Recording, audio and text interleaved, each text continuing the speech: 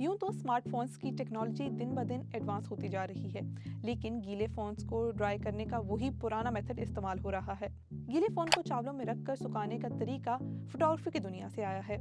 Technology site दी विच के मुताबिक ये तरीका 1940 में इस्तेमाल किया गया, जिसकी वजह उस वक्त फिल्मों और कैमरों को नमी से महफूज रखना था।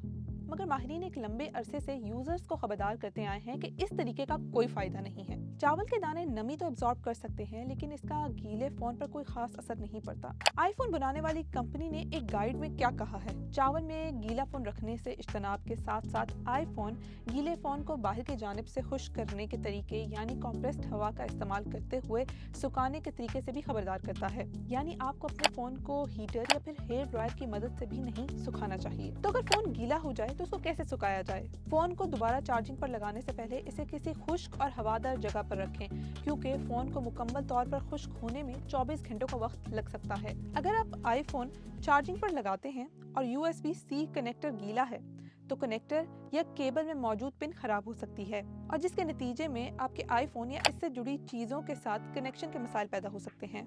जब आपका फ़ोन लिक्विड डिटेक्ट करता है तो वो एक वार्निंग देना शुरू करता है, जिसके मुताबिक इसको मुकम्मल खुश्क होने दें और इसके बाद ही इसका इस्तेमाल करें या इसको दोबारा चार्जिंग पर लगाएं। अगर आपके पास पुराना आईफोन है तो कोशिश करें कि इसको पानी से दूर रखें, क्योंकि आईफोन 12 और इसके बाद आने वाले मॉडल्स ही ज़्यादा से ज़्यादा आधा घंटा 6 मीटर पानी के अंदर वाटर रेजिस्टेंस दिखा सकते हैं।